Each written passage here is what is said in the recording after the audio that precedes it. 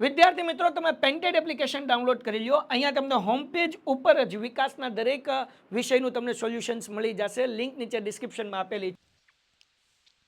નમસ્કાર વિદ્યાર્થી મિત્રો, આજના વિડીયોમાં આપણે જોશું દ્વિતીય પરીક્ષા 2026 વિકાસ અસાઇનમેન્ટ ધોરણ 8 વિજ્ઞાન વિભાગે મુદ્દાસર ઉત્તર લખો. તેમાં પ્રકરણ 11 અને 12 જોતા પહેલો સવાલ, ઇલેક્ટ્રોપ્લેટિન પ્રક્રિયાની ઉપયોગિતા વર્ણવો. ઇલેક્ટ્રોપ્લેટિન પ્રક્રિયાનો ઉપયોગ ધાતુની વસ્તુઓ પર અન્ય ધાતુનું પાતળું પર ચડાવવા માટે થાય છે. તેના મુખ્ય ઉપયોગો નીચે મુજબ છે. તેમાં પહેલું, સૌંદર્યલક્ષી ઉપયોગો.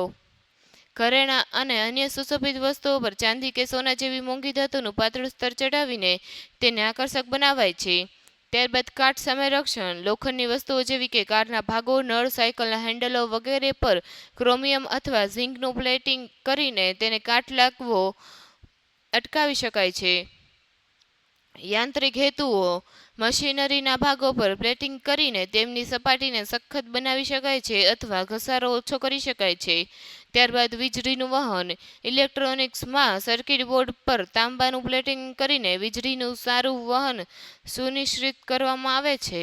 બીજો સવાલ, ચોમાસામાં આકાશમાં વીજળી કેવી રીતે ઉત્પન્ન થાય છે તે સમજાવો. ચોમાસા દરમિયાન વાદળોમાં વીજળી ઉત્પન્ન થાય છે, જે વાદળોની અંદર અથવા વાદળ અને જમીન વચ્ચેના વીજભારના વિસર્જનને કારણે થાય છે. વીજભારનું નિર્માણ. ચોમાસામાં હવાના પ્રવાહો ઉપર તરફ ગતિ કરે છે અને પાણીના ટીપાં અને બરફના કણો એકબીજા સાથે અથડાય છે. આ ઘર્ષણને કારણે વીજભાર ઉત્પન્ન થાય છે.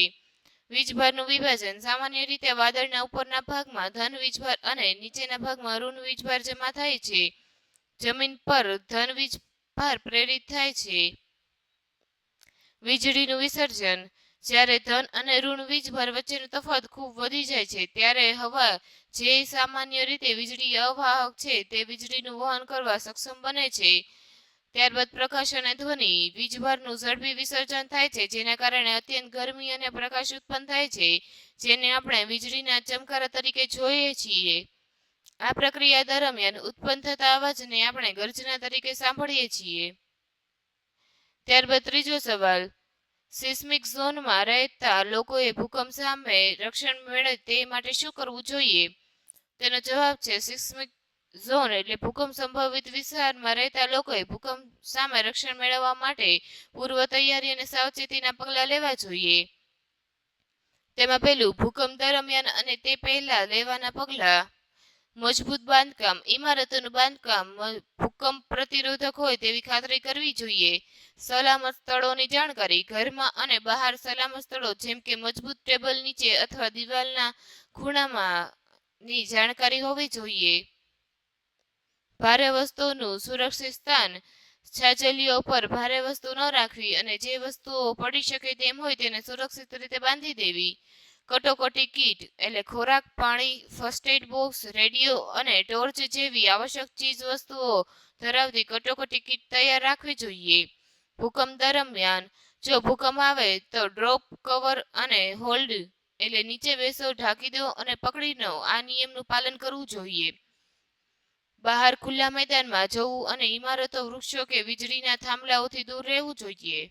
ત્યારબાદ ચોથો પ્રશ્ન, સિસ્મોગ્રાફ વિશે ટૂંક નોંધ લખો. તેનો જવાબ છે, સિસ્મોગ્રાફ એ એક વૈજ્ઞાનિક ઉપકરણ છે જેનો ઉપયોગ ભૂકંપની તીવ્રતા અને ઉદ્ભવ સ્થાન નોંધવા માટે થાય છે. તેમાં પહેલું, કાર્ય પદ્ધતિ. સિસ્મોગ્રાફ મુખ્યત્વે એક લટકાવેલું લોલક અથવા વજન ધરાવે છે જે ભૂકંપ દરમિયાન જમીનના કંપનથી સ્થિર રહે છે. જ્યારે તેની આસપાસનું માળખું જમીન સાથે હલે છે. તેની નોંધણી. આ સાધન સાથે જોડાયેલી એક પેન અથવા અન્ય રેકોર્ડિંગ ડિવાઇસ કાગળ અથવા ઇલેક્ટ્રોનિક માધ્યમ પર તરંગોની નોંધણી કરે છે. આ નોંધાયેલા ગ્રાફને સિસ્મોગ્રાફ કહેવાય છે. તેનો ઉપયોગ. સિસ્મોગ્રાફનો અભ્યાસ કરીને વૈજ્ઞાનિકો ભૂકંપની તીવ્રતા અને તેનું કેન્દ્રબિંદુ શોધી શકે છે. આ માહિતી ભૂકંપના જોખમનું મૂલ્યાંકન અને સંશોધન માટે અત્યંત મહત્વપૂર્ણ છે. Thank you. આ વિડીયોને લાઈક કરો તથા શેર કરો. તેમજ આપણે આપણી એપ્લિકેશનમાં ધોરણ 8 વિકાસનું સંપૂર્ણ સોલ્યુશન મુકાઈ ગયેલ છે, તો એપ્લિકેશન ડાઉનલોડ કરો અને ચેનલને સબસ્ક્રાઇબ કરો. વિદ્યાર્થી મિત્રો, તમે પેન્ટેડ એપ્લિકેશન ડાઉનલોડ કરી લ્યો. અહીંયા તમને હોમ પેજ ઉપર જ વિકાસના દરેક વિષયનું તમને સોલ્યુશન્સ મળી જશે. લિંક નીચે ડિસ્ક્રિપ્શનમાં આપેલી.